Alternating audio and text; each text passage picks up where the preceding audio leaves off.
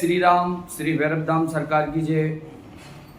प्रिय भक्तों, आज का विषय बड़ा ही अद्भुत है। आज हम आपको बताएंगे कि भूत प्रेत होते हैं और जो हमारे पूर्वज जो मृत्यु को प्राप्त हो गए हैं, क्या वो भूत बने हैं या प्रेत बने हैं, और बने हैं तो किस प्रकार के हैं, और भूत जो शरीर में आते हैं वो कैसे आते हैं, क्या पहचान है उनकी। इन प्रश्नों के आज हम बहुत ही सरल भाषा में आपको समझाने का प्रयास करेंगे, तो वीडियो को अंत तक देखें। यदि आप चैनल पर नए हैं तो हमारे चैनल को सब्सक्राइब करें, वीडियो को लाइक करें और शेयर करें। सबसे पहले हम बात करते हैं कि भूत होते हैं या नहीं।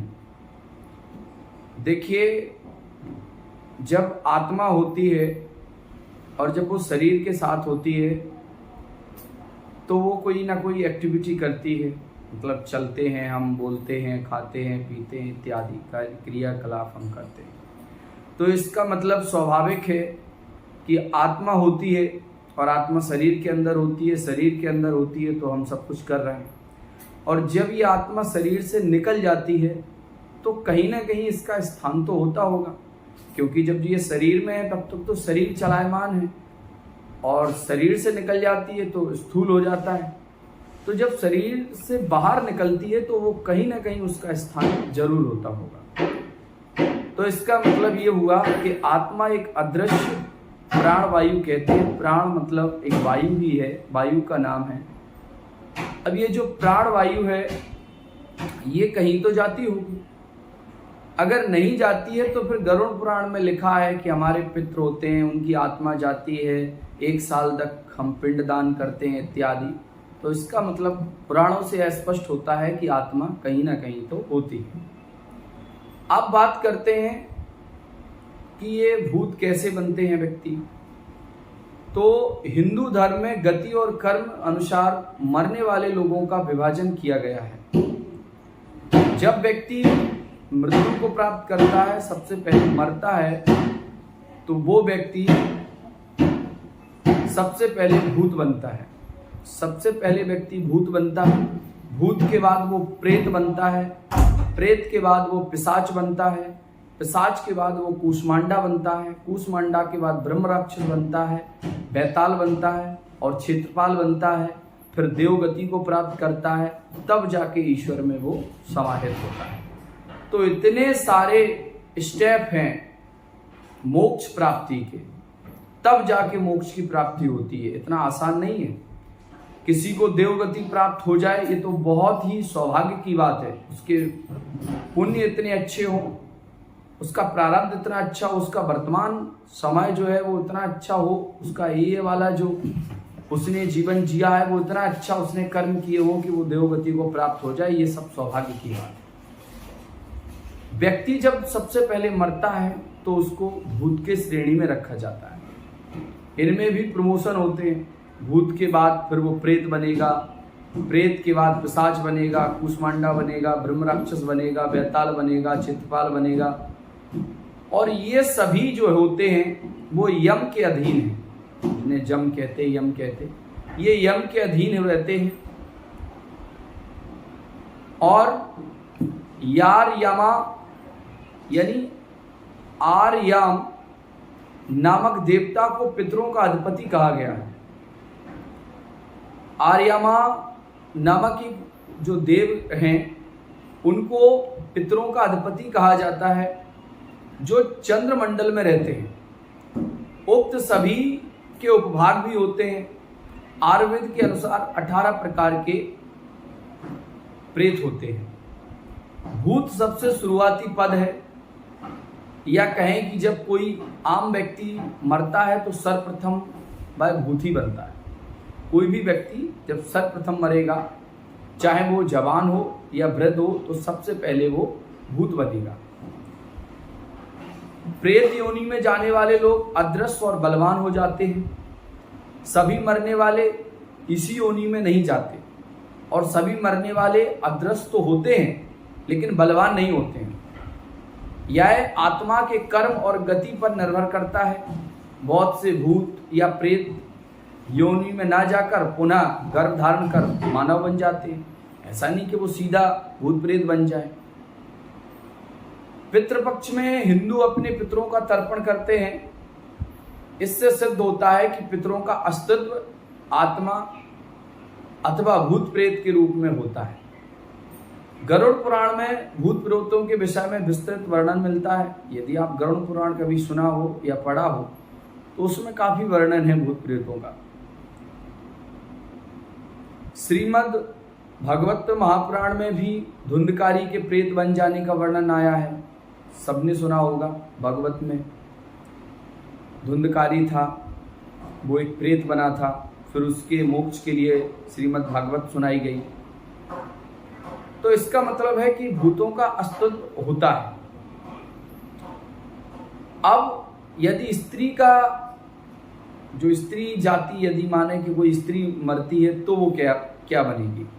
हालांकि स्त्री और पुरुष एक शरीर का विभाजन है तथा आत्मिक तौर पर कोई स्त्री और पुरुष नहीं होता, लेकिन जिसके चित्त की दशा जैसी होती है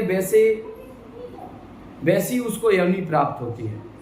यदि कोई आत्मा स्त्री बनकर रही है तो वह खुद को अनंत काल तक स्त्री ही महसूस करते हुए अन्य योनियां धारण करेगी। खैर, जब कोई स्त्री मरती है तो उसे अलग नामों से जाना जाता है।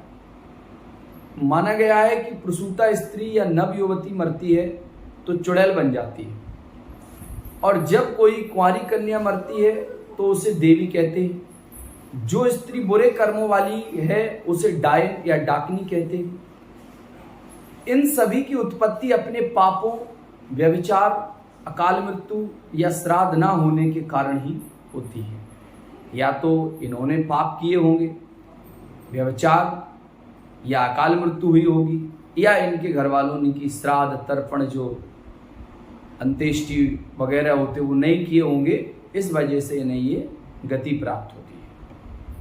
अब बात आती है कि ये तो भूत प्रेत थे और इनकी श्रेणियां थी कि पहले भूत फिर प्रेत इत्यादि, इनका भी प्रमोशन होता है। अब बात करते हैं कि प्रेत बाधा क्या होती है। आपने कई बार सुना होगा, कहीं पूछने जाते तो वो कहते कि आपके घर में प्रेत बाधा है। तो ये प्रेत बाधा क्या है, इसको आप समझिए। भूत आदि से पीड़ित व्यक्ति की पहचान उसके स्वभाव एवं क्रिया में आए बदलाव से की जाती है। आपने देखा होगा कि व्यक्ति पहले नॉर्मल होता है तो उसका एक बोलने का ढंग, चलने का और खाने पीने का, पहनने का, ओढ़ने का सब कुछ अलग होता है। और जब वो प्रेत बाधा से ग्रस्त होता है तो उसका ये सारा स्वभाव बिल्कुल परिवर्तित हो जाता है। अलग अलग स्वभाव में परिवर्तन। अब अलग अलग स्वभाव में परिवर्तन के अनुसार जाना जाता है कि व्यक्ति कौन से भूत से पीड़ित है, ये भी ध्यान रखना है। अब आपको बता दी कि प्रेत बाधा है, लेकिन ये नहीं बताया कि वो कौन है प्रेत बाधा में। तो इसके लिए अगर आप चाहें तो आप खुद पहचान कर सकते हैं। सबसे पहले मैं आपको बताऊं कि भूत पीड़ा, यदि किसी व्यक्ति को भूत लग जाए तो उसकी क्या पहचान होती है। यदि किसी व्यक्ति को भूत लग गया हो तो वह पागल की तरह बात करने लगता है। मूढ़ होने पर भी मूढ़ अर्थात वो मूर्ख होने पर भी किसी बुद्धिमान पुरुष जैसा व्यवहार भी करता है। गुस्सा आने पर वह कई व्यक्तियों को एक साथ पछाड़ सकता है, क्योंकि भूत बहुत बलवान भी होते हैं। उसकी आंखें लाल हो जाती हैं और देह में सदा कंपन बना रहता है। यह पहचान है भूत की। जिसके शरीर में भूत आता होगा उसकी ये पहचान समझिए। क्या क्या बताया मैंने। एक तो वो पागलों जैसी हरकत करेगा और मूर्ख होने पर भी विद्वानों जैसी बातें करेगा। गुस्सा और बहुत तेज आता है उसे। गुस्सा आने पर वो कई व्यक्तियों को एक साथ पछाड़ सकता है। उसकी आंखें एकदम लाल रहेंगी और देह उसके शरीर में कंपन रहेगा। ये है भूत की पहचान। यदि किसी के ऊपर भूत खेल रहा होगा तो ये है। उसके बाद हम बताते हैं आपको पिशाच। पिशाच पीड़ा से यदि कोई ग्रस्त है तो उसकी स्थिति कैसी होगी। पिशाच प्रभावित व्यक्ति सदा खराब कर्म करता है। जो पिशाच से पीड़ित होता है वो सदा बहुत गंदे काम करता है। जैसे नग्न हो जाना, कपड़े उतार देना, नग्न हो जाएगा। नाली का पानी पीना, दूषित भोजन करना, गंदा संदा भोजन करेगा, कटु वचन बोलना, उल्टा सीधा बोलेगा, भाई सदा गंदा रहता है और उसकी देह से बदबू आती है, भाई एकांत चाहता है, इससे भाई कमजोर होता है और कमजोर हो जाता है। ये पहचान है पिशाच की। अब बताते हैं कि प्रेत, आपने सुना होगा, अगर आप प्रेत पीड़ा से परेशान हैं तो भी आप इसकी पहचान समझिए। प्रेत से पीड़ित व्यक्ति चिल्लाता और इधर उधर भागता रहता है। एक तो वो चिल्लाता है और इधर उधर भागता रहता है, भाई किसी का कहना नहीं सुनता, भाई हर समय बुरा बोलता रहता है, खान पान और भाई खाता पीता नहीं और जोर जोर से श्वास लेता है, मतलब सांस बहुत तेज तेज लेगा, गुड़की देगा, समझ जाना कि वो प्रेत है। तो ये बहुत अच्छी पहचान है। चिल्लाना, किसी की सुनेगा नहीं और हर समय बुरा बोलेगा और जोर जोर से श्वास लेगा, समझ जाना कि उसके ऊपर प्रेत बाधा है। अब बात करते हैं साकनी। ये साकनी क्या होती है? ये साकनी की पीड़ा जिसको है, साकनी से ज्यादातर महिलाएं ही पीड़ित होती हैं। ऐसी महिला को पूरे बदन में दर्द रहता है, जिसके शरीर में पूरे शरीर में दर्द होता रहे और उसकी आंखों में भी दर्द रहता है। वह अक्सर बेहोश भी हो जाती है, कभी कभी एकदम से बेहोश हो जाना, शरीर में कंपन होना, रोना चिल्लाना उसकी आदत बन जाता है। अगर ऐसी किसी महिला के साथ हरकत होती है तो वो साकनी पीड़ा से प्रभावित है। उसके बाद मैं बात करूंगा चुड़ैल, अर्थात चुड़ैल भी ज्यादातर किसी महिला को ही लगती है और उसको नहीं लगती है। ऐसी महिला यदि शाकाहारी भी है तो मांस खाने लग जाएगी, भाई कम बोलती लेकिन मुस्कुराती रहती है। ऐसी महिला कब क्या कर दे इसका कोई भरोसा नहीं है। उसके बाद बात करते हैं यक्ष पीड़ा। यक्ष पीड़ा कैसी होती है? यक्ष से पीड़ित व्यक्ति लाल रंग में रुचि लेने लगता है, उसकी आवाज धीमी और चाल तेज हो जाती है। भाई ज्यादातर आंखों से इशारे करता रहता है, इसकी आंखें तांबे जैसी गोल दिखने लगती है। ये है यक्ष पीड़ा की पहचान। यदि किसी के शरीर पर यक्ष खिल रहा होगा, आ रहा होगा, तो उसकी यही पहचान है। उसके बाद मैं आपको बताता हूं ब्रह्म राक्षस। ये तो बहुत पावरफुल है, इसके बारे में जानिए। ब्रह्म राक्षस की पीड़ा कैसी होती है इसके बारे में समझें।